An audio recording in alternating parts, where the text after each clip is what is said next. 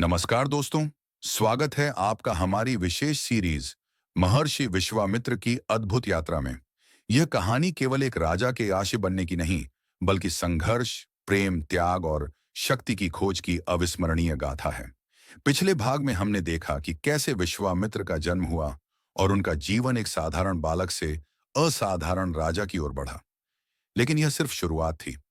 आज हम आपको उस कहानी में लेकर चलते हैं जहां एक शक्तिशाली राजा के भीतर तपस्वी बनने की चिंगारी जली। तो जुड़े रहिए, क्योंकि यह कहानी आपके अंतर्मन को झकझोर देगी।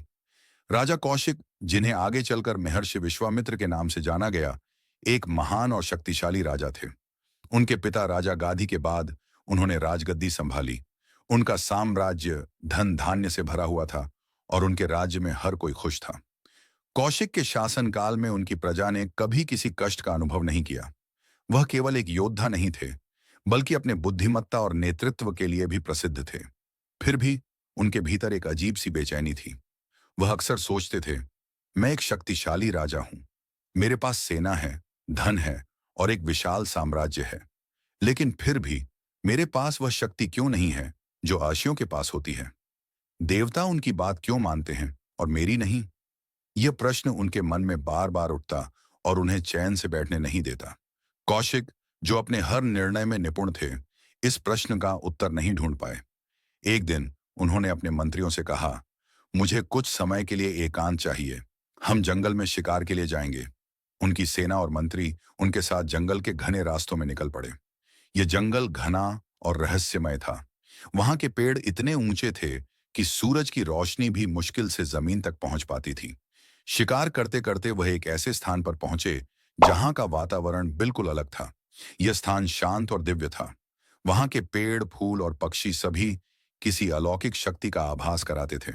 राजा ने अपने मंत्रियों से पूछा, यह स्थान किसका है? यहाँ की शांति और दिव्यता तो मेरे महल से भी अधिक सुंदर है।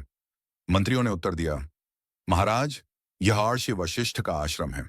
यह स्थान देवताओं द्वारा आशीर्वादित है और यहाँ हर प्राणी को शांति मिलती है। राजा कौशिक, जो हमेशा अपनी शक्ति और वैभव पर गर्व करते थे, इस स्थान को देखकर दंग रह गए। वह सोचने लगे, कैसे एक साधारण आर्ष का आश्रम इतना सुंदर और समृद्ध हो सकता है। यहाँ की शांति और दिव्यता मेरे पूरे राज्य के वैभव से कहीं अधिक है। कौशिक ने देखा कि आश्रम में कुछ खास नहीं था, न तो सोने की दीवारें, न ही महंगे आभूषण। फिर भी यह स्थान एक अनोखी ऊर्जा से भरा हुआ था। उन्होंने आश्रम के भीतर प्रवेश किया और वशिष्ठ से मिलने का निर्णय लिया। वशिष्ठ, जो हमेशा अपने अतिथियों का स्वागत करते थे, राजा कौशिक को देखकर मुस्कुराए। उन्होंने राजा और उनकी सेना के लिए भोजन और विश्राम का प्रबंध किया। यह देखकर राजा कौशिक चकित हो गए। उनकी विशाल सेना, जो दिन भर की थकान से भूखी थी, उन्हें इतनी स्वादिष्ट और प्रचुर मात्रा में भोजन कैसे मिला। भोजन समाप्त होने के बाद राजा कौशिक ने वशिष्ठ से पूछा, महर्षि, आपका यह आश्रम तो बहुत साधारण है। यहाँ इतने कम संसाधन हैं, फिर भी आप हमारी इतनी बड़ी सेना के लिए इतने भव्य भोजन का प्रबंध कैसे कर पाए। वशिष्ठ ने शांत स्वर में उत्तर दिया, राजन, यह सब कामधेनु गाय की कृपा है। यह गाय देवताओं द्वारा हमें वरदान में मिली है। यह हमारी हर आवश्यकता को पूरा करती है और यहाँ आने वाले हर अतिथि का स्वागत करती है। कामधेनु का नाम सुनते ही राजा कौशिक के मन में लोभ जाग उठा। उन्होंने सोचा, अगर यह गाय मेरे पास हो तो मेरे राज्य की समृद्धि कई गुना बढ़ जाएगी। मेरा साम्राज्य इतना शक्तिशाली हो जाएगा कि कोई भी मुझसे मुकाबला नहीं कर पाएगा। राजा ने वशिष्ठ से कहा, महर्षि, यह गाय मेरे राज्य के लिए अत्यंत उपयोगी होगी। कृपया इसे मुझे दे दीजिए। इसके बदले में मैं आपको अपार धन, सोना और अन्य कीमती वस्तुएं दूंगा।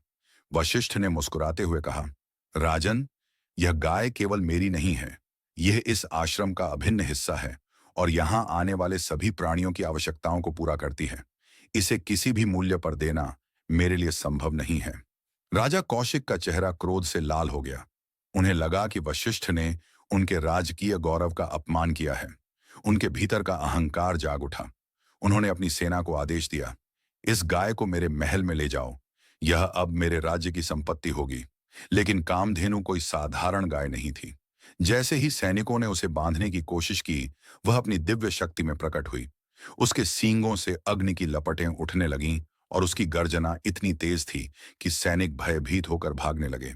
कामधेनु ने अपनी शक्ति से राजा कौशिक की पूरी सेना को परास्त कर दिया। राजा कौशिक ने यह सब देखा और उनका सारा अहंकार चूर चूर हो गया। उन्हें एहसास हुआ कि आर्षि वशिष्ठ की शक्ति केवल तपस्या और ज्ञान के कारण है। यह शक्ति ऐसी थी जिसे केवल धन और सेना से प्राप्त नहीं किया जा सकता। इस पराजय ने राजा कौशिक के जीवन को पूरी तरह बदल दिया। उन्होंने वशिष्ठ की ओर देखा और कहा, महर्षि, आज आपने मुझे सिखा दिया कि सच्ची शक्ति तपस्या और आत्मज्ञान में है। मैं अब यह प्रण लेता हूं कि मैं ब्रह्मर्षि बनकर दिखाऊंगा। मैं ऐसी शक्ति प्राप्त करूंगा कि स्वयं देवता मेरी बात माने। यह कहकर राजा कौशिक ने अपने महल, परिवार और सभी सुख सुविधाओं को त्यागने का निर्णय लिया। उन्होंने अपने पुत्र को राजगद्दी सौंपी और जंगलों की ओर प्रस्थान किया। जंगल में उन्होंने कठोर तपस्या प्रारंभ की। वह न तो भोजन ग्रहण करते थे, न ही जल। उनकी तपस्या इतनी कठोर थी कि देवता भी चकित हो गए। लेकिन यह यात्रा इतनी सरल नहीं थी। उनके सामने आने वाली बाधाओं ने उन्हें और अधिक दृढ़ बना दिया।